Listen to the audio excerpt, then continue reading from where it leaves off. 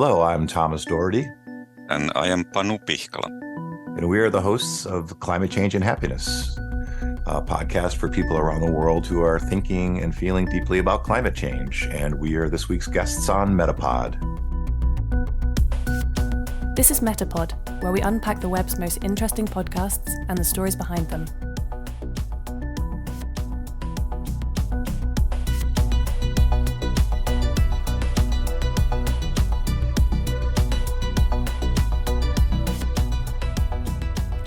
Indeed, this is MetaPod, where we talk about interesting podcasts and hear some of the little-known stories behind them.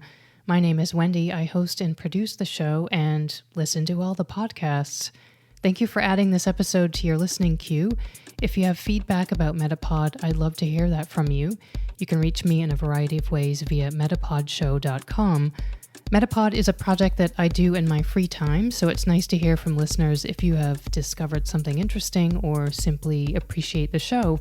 Something I really like about making MetaPod is the chance to meet independent podcasters who do work that I admire. I think it's really easy to admire people from afar, but much more challenging to express admiration and respect in direct and meaningful words to people. And it's on this point, actually, that I have a lot of praise for this week's guests, Panu Pihkala and Thomas Doherty. The two have created a one-of-a-kind podcast called Climate Change and Happiness, which explores the personal side of climate change. And by this they mean our emotions and feelings. Climate Change and Happiness also talks about the ways individuals can develop their awareness of these feelings and acknowledge that others have them too. Panu is a climate emotions scholar based in Helsinki, Finland, and Thomas is a clinical and environmental psychologist based in Portland, Oregon, in the US. Together, their conversations are philosophical and practical, abstract and grounded, international and nuanced. And you don't need to be an academic, clinician, or social activist to plug into their conversations. They're very welcoming, calm, and considered, yet open and exploratory. Some episodes feature guests from related fields of work, while others focus on seemingly unrelated areas like music, art, and poetry. What's special about the tone that Thomas and Panu create is that it's free of shoulds and the judgmental opinions and directives that often get associated with environmental activism. As you'll hear in our discussion, the one should is that their podcast should have therapeutic value to listeners. And I'll be blunt and just say, don't dismiss this as a hippy-dippy podcast either. It's not. They actually devoted 2 episodes to climate and music, each creating their own playlists, and I can assure you there are no Grateful Dead songs on their list. Okay, I'm being a little bit sassy here. There's absolutely nothing wrong with the Grateful Dead. I saw them many times and remember having a great time. But anyway, I'll put links to their playlists in the show notes and you can see for yourself. M83, The Carter Family, Black Sabbath, and Katy Perry make the lists. All right, that's enough from me. Let's hear more about climate change and happiness. Panu and Thomas, I'm so glad we finally made this happen across 3 countries and 3 time zones. Thank you for being here to talk about your podcast, Climate Change and Happiness. Thanks for the invite, Wendy. It's nice to be here. So there is a lot out there in popular culture about happiness, and that's probably just a simple understatement. And this probably also indicates how sought after yet elusive happiness is. Why a podcast devoted to climate change and happiness? Let's see. How would I start? I'm a psychologist and I worked on climate change issues for a number of years. And one of the reasons why we do our podcast is people don't have an outlet to talk about their thoughts or feelings about climate change, particularly their feelings and their emotional reactions. All the news we see and the science reports, the policy briefs and things, it's all about, what the problem is, using a lot of data, what we should do about it, and all this sort of stuff. But there isn't really a place for the emotional task, the expressive task. And so that's kind of our job, is to create a space for that, for people. Also embedded in our title is this deeper idea, as you say, around happiness. Climate change and happiness, those 2 words don't typically get placed together. And so there's an implicit kind of provocative question about what does it mean to be happy in this world, in this climate change world. And that's kind of our territory. I mean, why happiness and not some other feeling or word? I mean, I guess the obvious one is dread or anxiety, or maybe I'm just exposing my own feelings here. I think you are in a very large company in that view, and the history of the podcast goes back to our conversations with Thomas. I'm coming from an interdisciplinary background in environmental studies, and I have a history of working with religion and education, for example. And for the last 8 years, I've been specializing in so-called ecological emotions or feelings. Actually, in the Finnish language, we only have one word for this, tunne, which is sometimes handy and sometimes a bit vague. So with Thomas, we've been exploring various kinds of emotions and feelings that people have. And we really want to bring out the width and scale of what's going on. And of course, sometimes it's the so-called positive emotions which then get left behind because the times are so difficult. So that's one strand behind this. But of course, in philosophy, there's a long history about discussing happiness, for example, in relation to life's meaning. So we are also after that, even though we haven't done a special happiness episode, but the various connotations of happiness and meaning. Okay. One of the things that I personally admire about your podcast is the dynamic between the two of you as co-hosts, and more specifically, that you both make an effort to acknowledge each other in a way that seems quite a genuine expression of interest and respect. And this happens not only around the complex and sometimes very abstract ideas that you discuss, but just simply checking in with each other about where you are that week or that day, or, 8:30 in the morning for you, Thomas. Mm-hmm. Another way you do this is to comment on the seasons and how that affects your daily life where each of you are. What do you learn from this exchange each week, and why do that? Well, as Panu was saying, our dialogue started just as a dialogue across the world, to people that were really interested in, well, kind of scholars, people that are interested in this issue. And so we kind of get each other and we get what we're working on. And I'm more on the kind of therapy, working with people side. And Panu's, more on the kind of emotion research side, and his background studying theology and all other things. And then we also have a background in doing outdoor activities and outdoor leadership and things like that. But, I had originally had before COVID, I had an idea of having a podcast about climate change and happiness where I would interview my neighbors and interview just regular people and also experts that I knew. And then when I started talking to Panu and we had our dialogues, we said, well, why don't we have this be the podcast? Our goal is that the listener is joining us. It's sort of like a listener is like a fly on the wall in our conversation. So we try to keep it as unaffected as possible, like our real conversations about stuff, not a big theatrical kind of presentation. So we talk about our lives, our family, our parenting, our children, just like we would in any other dialogue. And then when we bring in these experts and scholars, the person is joining us. The listeners are joining us. So I'll often turn it back to the listeners, and so we kind of break the fourth wall a lot and bring the listener in, because again, isolation is one of the biggest factors for people's environmental dread, as you say, or angst or things like that. They don't have anyone to talk to about it. They don't know how to talk about it. So I think it's really important to be human. Yes, and sort of have companions on the road or wayfarers. Sorry for the pronunciation, coming from Finland, it's sometimes tricky, especially in the evenings, but it's good to have company in all senses. And and I learn something constantly. And I've heard Thomas say this too. And of course, it's related to the topics we are discussing. It's related to the perspectives that the guests bring. And we try to be inclusive in inviting guests, and even more inclusive probably in the future. But also learning more about how Thomas sees the world and various things that he's been doing. So that's one of the benefits of us not knowing each other for decades before this. We've known each other for a couple of years. So we are genuinely learning something new also here. Mm-hmm.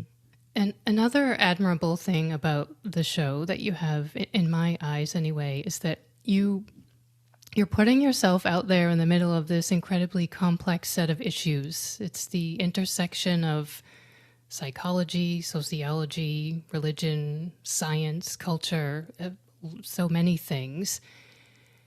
And yet you don't have definitive answers, and you're not selling any one solution. It sounds really silly of me to say that, but it's simply open-minded and open-ended, and you're not imposing any opinions or shoulds on listeners. And oddly, I thought about this, and why do I find this comforting and reassuring? It's a space that I find very calm and reassuring. Why did you choose that? And have you been criticized for it at all, that it doesn't lead to anything specific? Those are two great questions. But yes, I mean, you did a great job sort of summing up our style in a way that we haven't quite described before. But you're right, people are selling things, and the whole space. I think partly what you're talking about is the space of environmentalism, which is a very kind of active space where everyone is in a movement and kind of in a battle, and selling things, and then by extension just into the political realm in general, which is kind of like a battle. It's constantly a battleground, and people are battling each other with policies or with, trying to grab the hearts and minds of people. I personally am so tired and exhausted of that, and I always have been. So it's not a style of mine, and I think we kind of dovetailed on that. And I think Panu brings a philosophical questioning stance as well that kind of dovetails with that. But people don't need content like they don't need climate change and dread content. People are already doing they're already doing that. That to me doesn't add any value.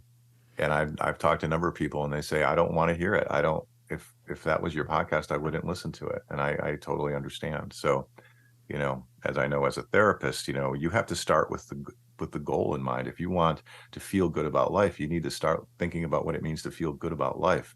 The negative feelings are a part of life, but if you only start there, then you're never going to get to the light. So it's interesting.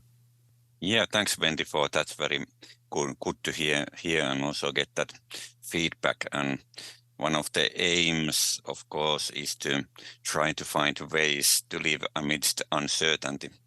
Not everything is uncertain, but there's a whole lot of uncertainty in the world, and it's not psychologically easy. And it requires a certain process that you are more okay about uncertainty. And that's something related to our backgrounds. We've sort of walked on this road long enough that we can do that partly. And we both have had contacts with environmentalism and do things also for so-called pro-environmental behavior. But that's not our main thing here. And we want to be sensitive also to the dangers of trying to do too much. And since we meet a lot of people who are very active in environmental or social justice matters, we see how easy it is in contemporary times to try to do too much and then end up in burnout or becoming more cynical and so on. So I think that's fundamentally related to our attitude of sort of accepting limits and uncertainty, that we don't have to have the all answers, but what we need is also willingness to support each other and also take breaks ourselves sometimes. Mm-hmm. Mm-hmm. To just go to some nuts and bolts of the show, I mean, can you offer listeners some basic definitions for the concept of feelings versus emotions as you use them in the podcast? Yeah, that's a good one. And well, we can talk about it on a number of levels, but a very simple way to think about it is that emotions are the physical reactions, the kind of mind-body reactions we have in our bodies as sentient beings, right? All sentient beings, whether it's humans or other animals or even, bacteria or whatever, they move around in the environment, and we're drawn towards things that are enticing to us, and we move away from things that are not. And so we have approach and avoidance reactions, and those are emotional reactions, and that's kind of wired in. It's impossible to be alive and not have some emotions. But feelings is the language that you use for your emotions, and that is very different. Depends on literally the language you're using, or the culture you come from, or your education, your vocabulary, your emotional intelligence. And so we're really honoring emotions, but working on the feelings, right? That's feelings of dread, or feelings of misanthropy, or feelings of happiness, and we're helping people to express those. So feelings are like the tools in the vocabulary. That's the operationalization of how we can talk about things. And then when one goes deeper into emotion research, it gets very complicated, because scholars are also using terms in various connotations. And some scholars include emotion also the consciously experienced feelings. And then there's the rising trend of so-called affect studies. One branch of that focuses on the very sort of quick, and one could say intuitive bodily reactions as affect. And some others pay attention to what's in the air, so to speak, socially shared affect and emotionality, for example. And that, of course, can go between species boundaries, for example. And so in these environmental thought strands, that's popular because it provides one way to talk about what's happening between species. But in the podcast, we try to keep away from too academic definitions of various terms, because that easily gets sort of boring for most people at some point. For us, it doesn't get boring so quickly as for some other people, and we try to be sensitive about that. But the basic idea that we are conscious of some emotions and feelings that we feel, and not so much about others, but it always helps if we try to be a bit more aware what we are feeling, because then we can talk about it with others. We can search for vocabulary. That's one big hobby and aim for us, to explore emotion and feeling vocabulary in different languages, and that really helps. Yeah. And like I think any good podcast, we talk about what we're excited about and what we're interested in. And that I think that interest and excitement comes across, and we kind of welcome the listener in, because again, this is not we're all feeling, we're all always feeling all the time. And so we invite the listener in. So the goal is that we touch on these dark, heavy feelings, but we also touch on other feelings too. So people should come out of a listen to one of our sessions. They should feel uplifted. They should feel heard and honored and uplifted. I find it reassuring that you don't have all the answers. Yeah, who does? No one does. And climate change, again, there's so much superficial understanding of climate change, but no one has all the answers. It's too big of an issue. Even the most world-renowned experts only know one part of the climate elephant, as I say. And so we have to have that humility. I might be an expert on climate science, but I don't know your experience or Panu's experience or experience of people in other countries. And so it is, humility is very important. What are the risks of not acknowledging feelings related to climate and environmental changes in our world? That's a good question. Yeah, there's plenty. It can be linked to this isolation that Thomas already mentioned, which is quite prevalent, and different societies and communities are in different stages related to that. my public work in Finland has been much related to trying to get more normalization and validation of various eco-emotions or climate emotions or whatever people call them. But in many communities, there may be no public talk about that topic at all. And then easily things get worse, and they may get emotions and feelings may get stuck in your body or in your body-mind, which is a nice concept linking the body and the mind. And that can cause many things. If you have unprocessed sadness inside you, that may increase the tendency for depression and anyway decrease your well-being and also your capability for action. And for some others, it's more like that their anger and also the good kind of anger gets stuck. And this is often a gendered issue and quite prevalent in environmentalism also, where many people who are very active are female.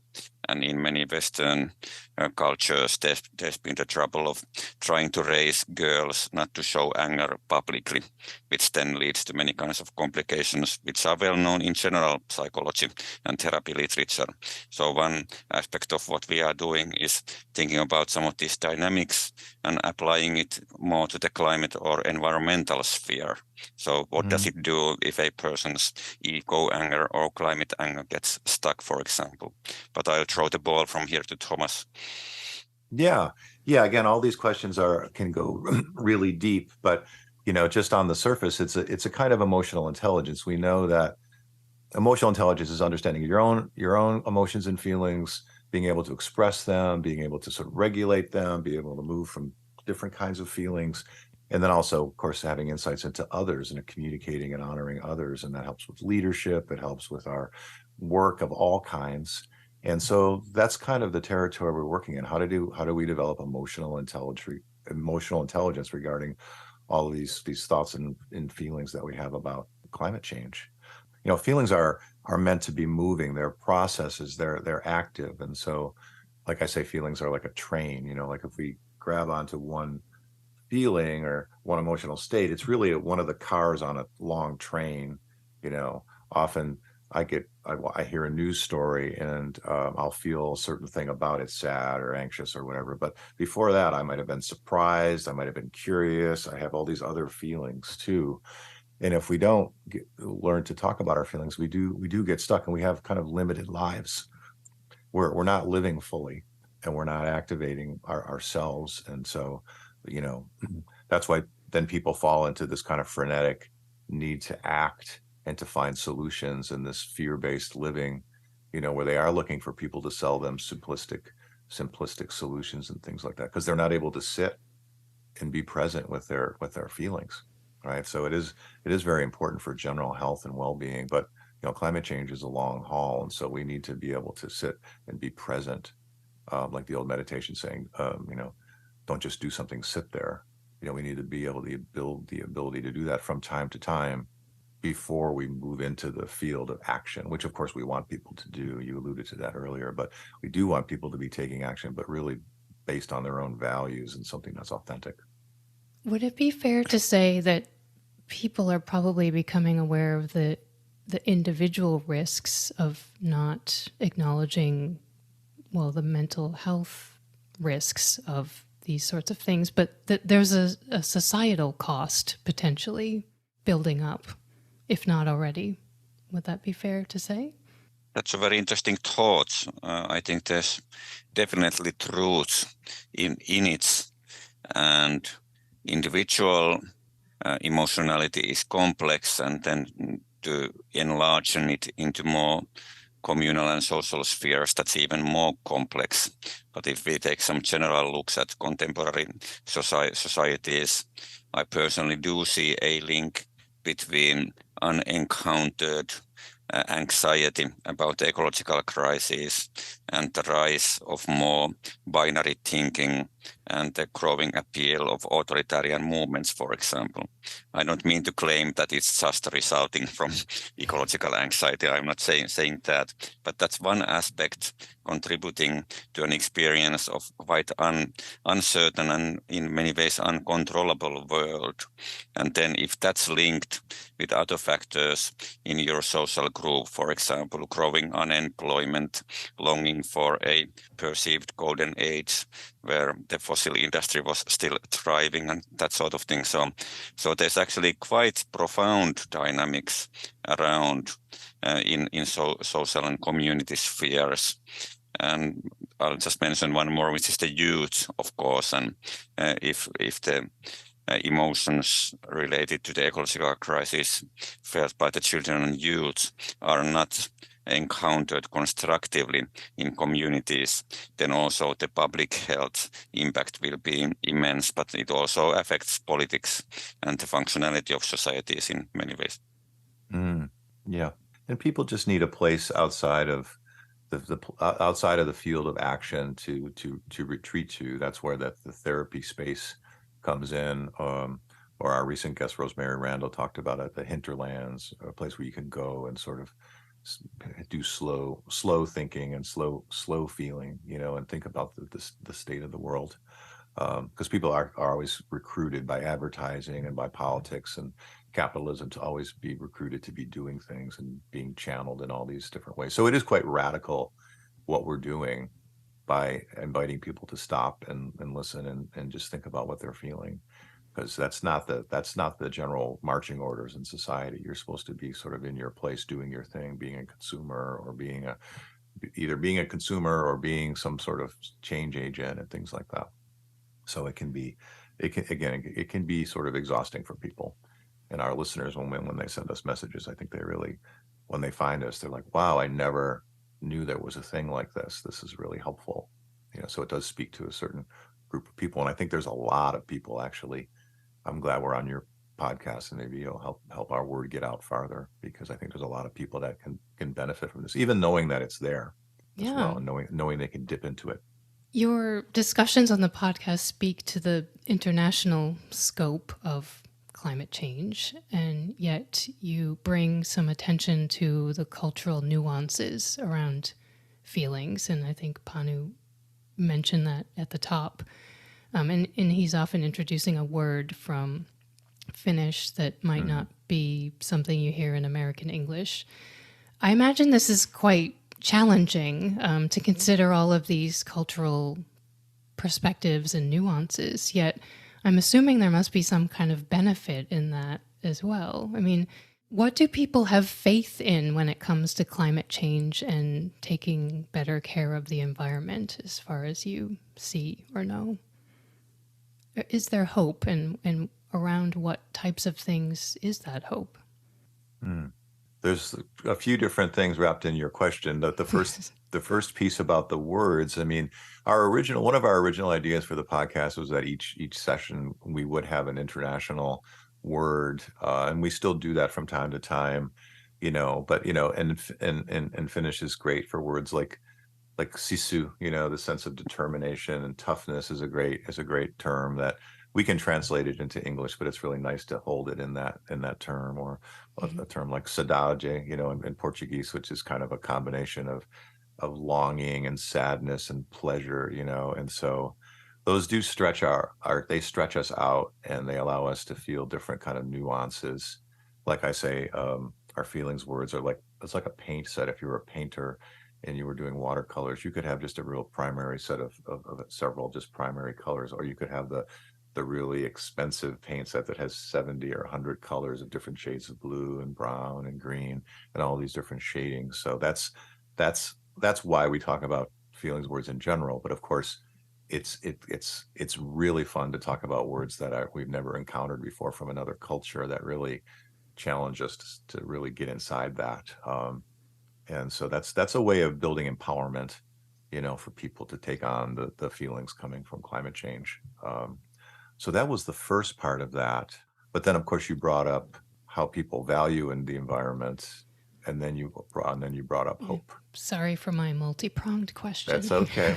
Just keep but that's the kind of work, right? We have to kind of track what's going on here because there are multiple things going on, and so having that presence to say, okay, that's part of the game. So, and that's what we do on our podcast, is try to cycle back to the things that open up, because a lot of podcasts is pretty improvisational as well.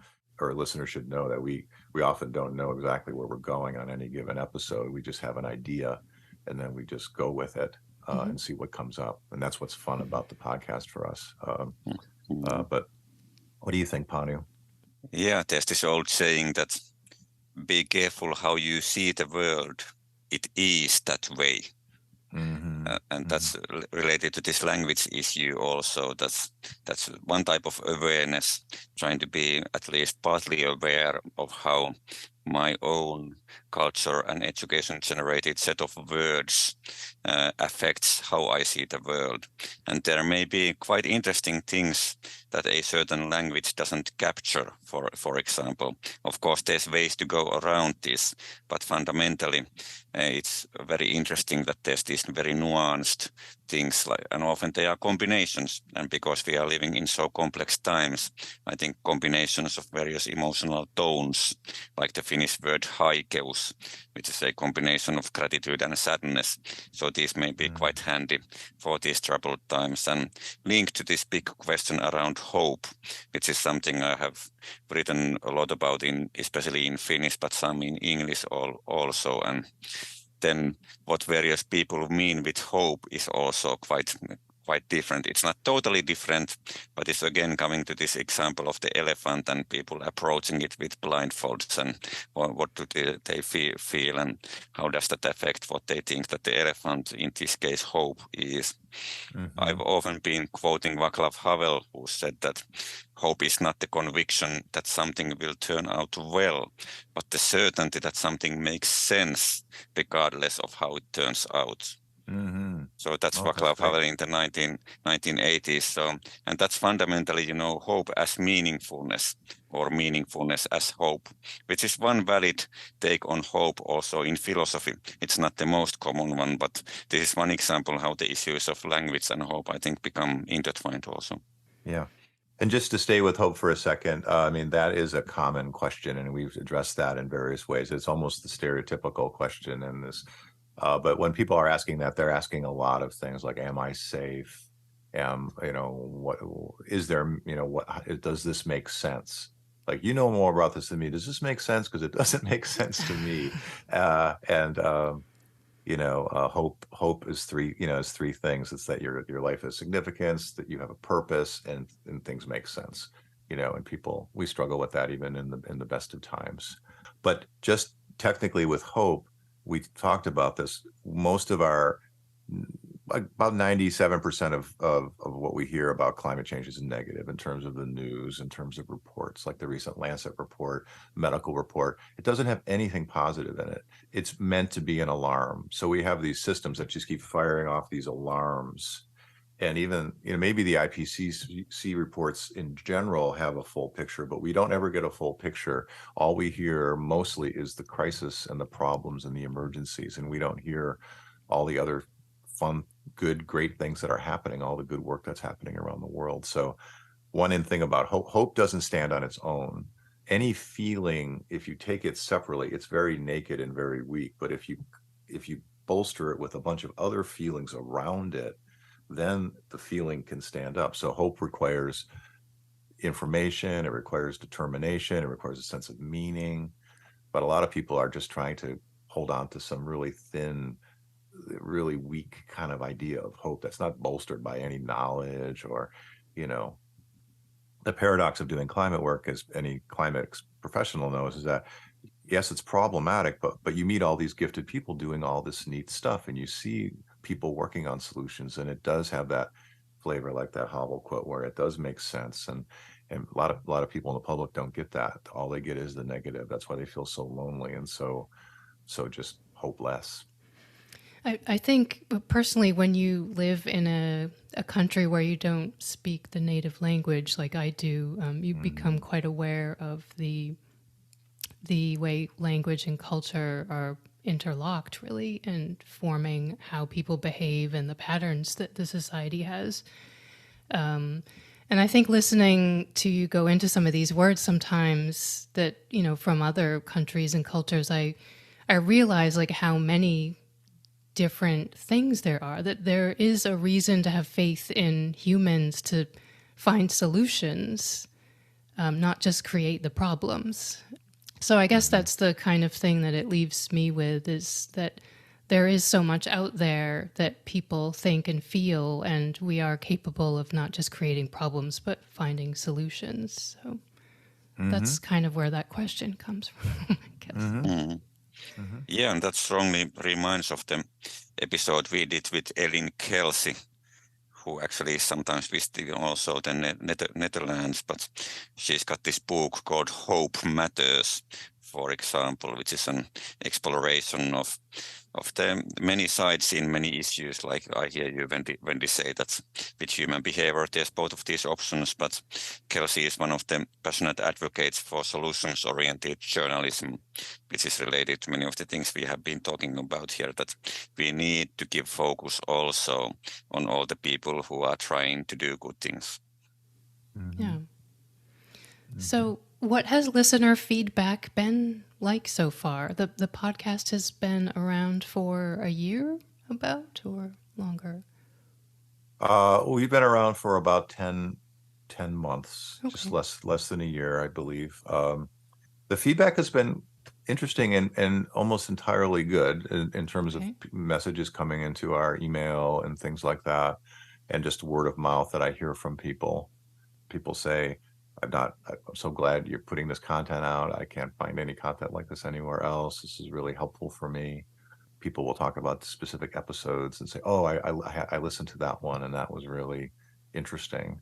I mean, like a lot of podcast people are still trying to figure out like how to gauge our audience and numbers and all of that kind of stuff. And we just launched a Patreon site, because we've been doing this on our own, and so we're kind of trying to, launch all the different parts of this production and keep it going. But what I'm hearing is good from people. What about you, Panu? Yeah, likewise. And of course, we are not reaching all the people we would like to reach. And we are conscious that there's going to be people for whom our approach is not one that most resonates with them. And we try to be as broad and inclusive as possible, but we can't serve everyone. And there's a need for various takes on these matters. And there's some other really interesting podcast on, for example, intersectional justice issues around climate change, which is a topic we have talked about, but it also needs voices from experts by experience, for example. But what we get is positive, and sometimes also people who are asking that how could I find a therapist with whom to talk about these matters. So sometimes we get that too. But I know that some folks who are younger than us and do public work around this, like Britt Vray, who was joining us as a guest for one episode, she's been getting a huge amount of sort of calls for help from people around the world just because of the more social media spread approach that she's taking. So that shows the need also for more support if people are feeling this very strongly.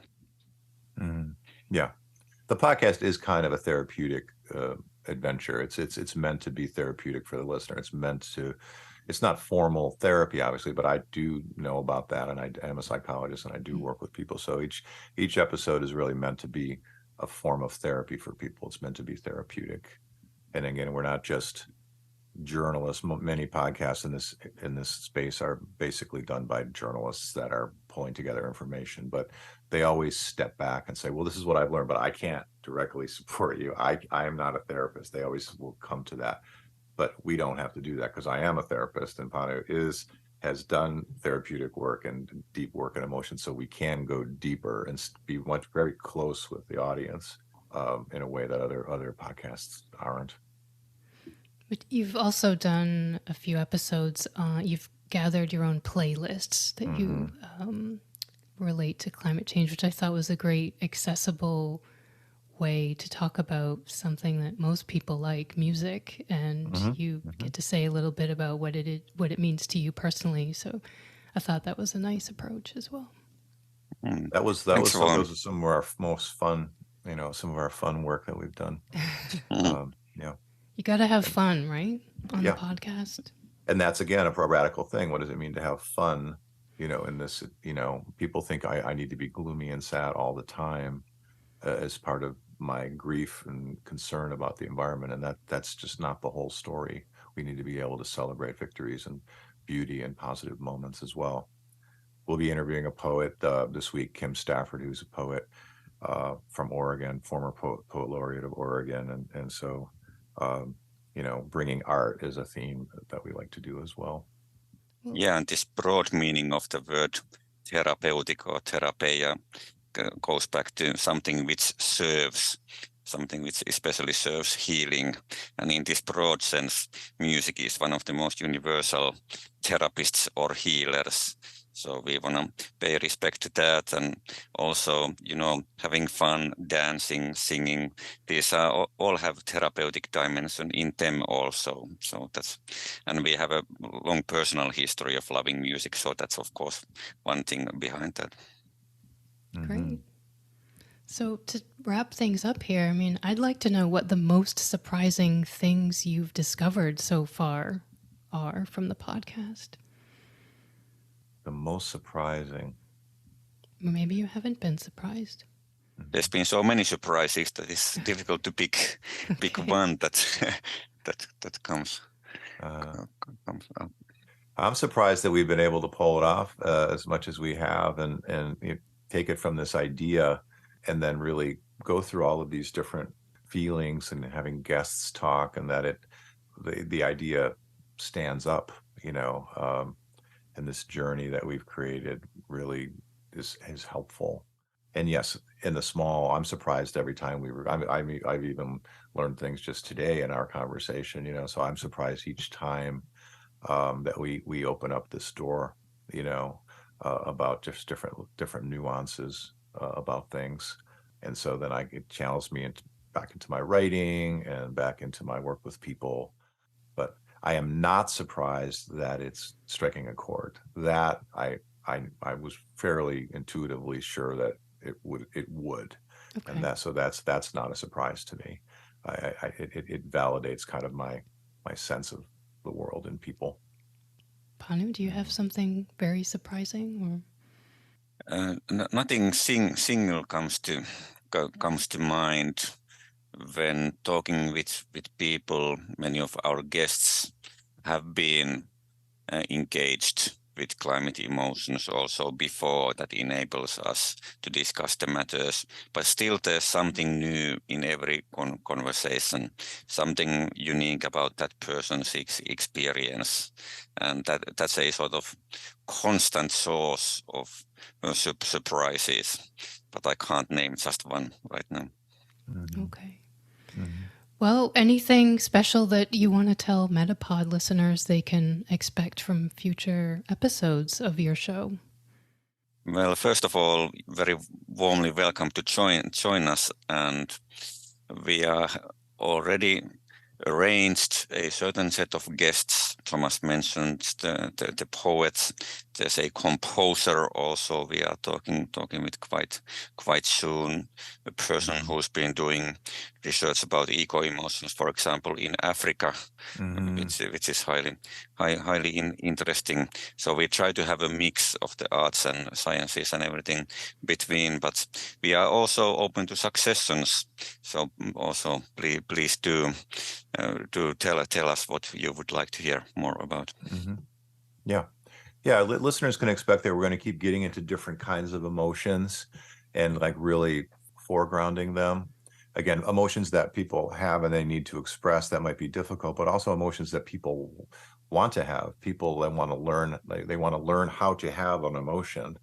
And then we're always, as two white males, kind of in the first world, we're always quite aware of our privilege and our placement. So we're trying to bring in, we're very careful and very selective about the guests that we bring in. We're very mindful about bringing in people that add things that we can't like Charles Ogunbode, whose study on eco-anxiety around the world has recently gotten a lot of press.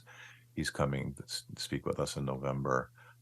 So that's a piece that people should know. We're well aware that we're white males, and we're really trying to share what we can that's helpful, but also curate a podcast with very interesting sort of, thought-provoking guests.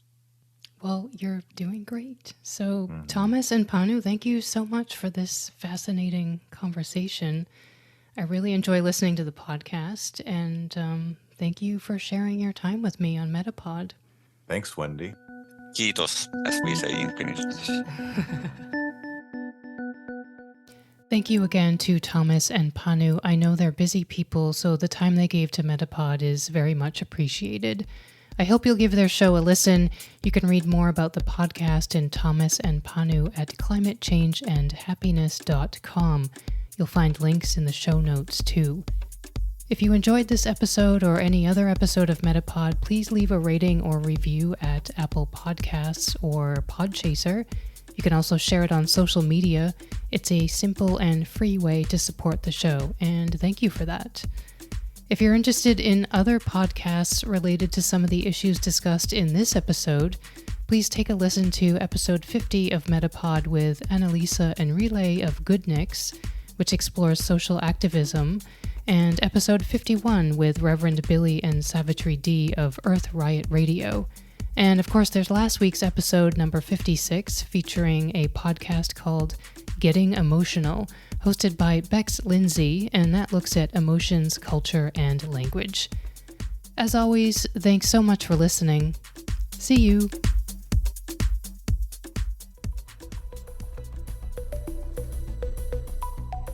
That's all for this episode of MetaPod. Thanks for listening.